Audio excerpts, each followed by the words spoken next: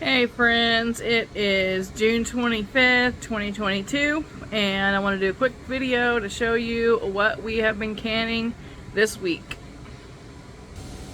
Okay, so we were on vacation last weekend for Father's Day, did a great fishing trip, and on Tuesday when we came back on Monday, and on Tuesday I spent the whole day canning, and this is what we have. This over here is the tomatillo salsa that we were working on in my last thrift haul video. So that wasn't canned this week, but it was canned the week before. And I will go ahead and get into what we canned. So we finally canned all of our red Pontiac potatoes that we had pulled like a month ago. They had started to get to where they needed to be processed. I had them in a big bucket in my screen room and went ahead and processed them, and I ended up with, let's see,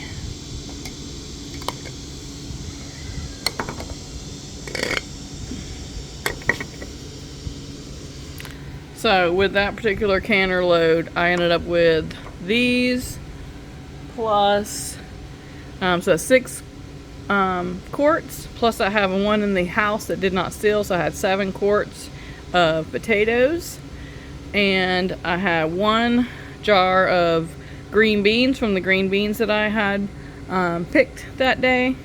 And in these potatoes I just have some onion, some garlic chives, and oregano from my garden, and a little bit of salt.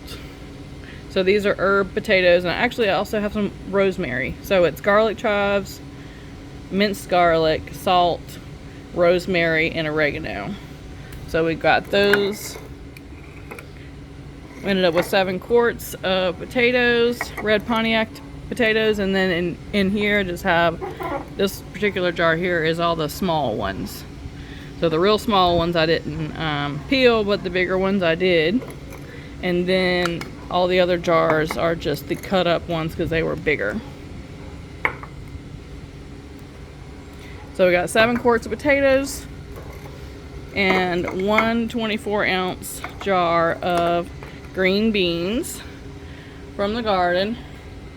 And then I have been working to clean out my freezer, get all of the older stuff that I have out of there. I have deer shoulders, I have rabbit, I have duck, all kinds of stuff like that in there that need to be taken out and canned and getting to where we can use these. And it's really convenient for us to pull these jars and use them for enchiladas or chicken pot pie or chicken and rice or whatever. And I use rabbit just like it was chicken breast interchangeably. It's all white meat, so anything that I would use chicken breast for I can use the rabbit for. So we got 6 wide mouth quarts of rabbit, and then I have 1, and that was 6 individual rabbits that I have pulled out. And then I have 1 quart jar here of Muscovie duck. And if you don't know, Muscovie duck is all dark meat. So the meat reminds me of deer meat. So it's got the silver skin and all that stuff that you have to process it just like a deer, especially with a full-grown Muscovie male. This was a male, and he was huge. These are Muscovie ducks that I raised back in 2020. Someone ended up giving me some babies, and they grew up, and I processed the males. Most of them were males, and I just processed them, put them in the freezer. And so now I'm going in, and we ate a couple of them, but I still have a couple in the freezer. So I'm just canning this up, and I would just put this in a stew, like a deer stew, or just like we'd use a beef stew. So we got the Muscovie duck, the dark meat right there, and then 6 quarts of white meat, rabbit meat back here in the back. And I just did this bone in, so it's not pretty. And that's why I like to use these wide mouth quarts for doing my bone in meat and canning my rabbit. And you just wouldn't believe how much meat, even with the bones, that you can fit into a wide mouth quart jar. It is a lot. So that's what we got. Did our little part on trying to the projects of cleaning out our freezers there.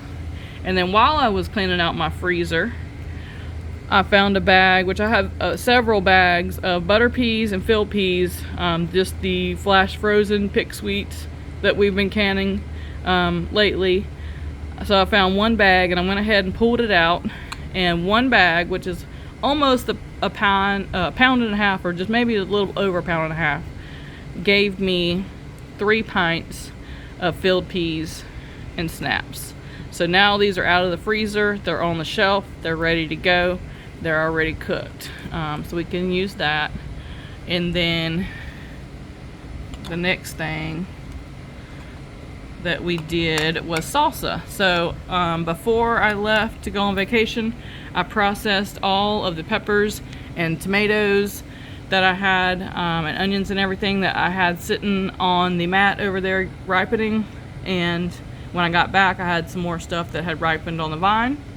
And then I had a bag or two of tomatoes that were from the previous week that I had in the freezer. So I went ahead and put all of those into my roasting pot and added herbs and lemon juice and onions, lots of different onions and herbs that from my garden, all the peppers and tomatoes, and we made salsa, and we got 9 pints. And basically this is how I always process my tomatoes. 90% of my tomatoes I get from the garden get processed like this, that I don't use fresh. And that's why I grow a ton of onions and a ton of peppers and herbs in my garden, because whenever I process my tomatoes, I use up whatever onions and peppers need to be used up, and I put them in and I make just a fresh salsa. And then I put this in anything that I would put diced tomatoes in. It already had most of everything that I use diced tomatoes in. I put peppers and onions in because we put peppers and onions in everything. So why not add it all to one product and preserve the harvest and stretch the tomatoes? So that's what we got going right there. And then I have a few more jars of these in my pantry. I just grabbed a few of them out, but I had a whole canner load of this tomatillo salsa, plus I had like 2 extra that I had to do another round in my canner with. And this is when I went to Save-A-Lot. They had tomatillos for $1.50 a pound, and I got a big old giant bag of these. And then I came home and got the same amount of green tomatoes from my garden and a bunch of peppers and onions from my garden, and I fire roasted them all on broil in my oven, and then I blitzed them up with cilantro, garlic, and lime juice, and we have Salsa Verde, which this is one of my favorite products and condiments to use. I like Salsa Verde even more than, like, as far as salsa properties. The tomato salsa, I'll use my Salsa Verde even more for taco toppings and things like that. I just like it.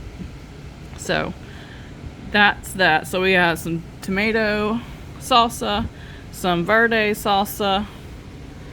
We cleaned out some meat from the freezer and some field peas and beans, frozen beans from the freezer, some duck from the freezer, and we processed our green beans that we've harvested this week and finished processing the bulk of the rest of our potatoes. So the only potatoes that we have left are about, I think, 3 or 4 bags that are grown in grow bags out in the little grow bag garden. But other than that, that's all the spring potatoes. We won't be growing any more potatoes until fall.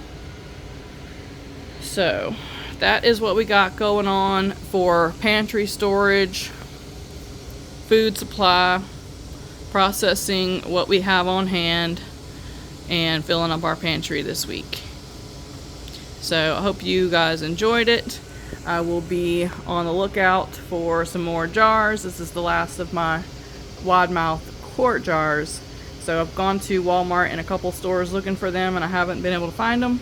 So I'm about to go across town to an open house today that I'm doing, and there is a Target over there that I'm going to look for wide mouth pints or wide mouth quarts, and there's also a thrift store that I'll be taking some thrifted stuff that I'm dropping off, and they in the past I've scored jars at that place for a good deal. So we'll be on the hunt for some more wide mouth quart jars so that we can put up some more of that bone-in meat from the freezer. Alright, well, I hope you have a great weekend, and I will talk to you guys soon.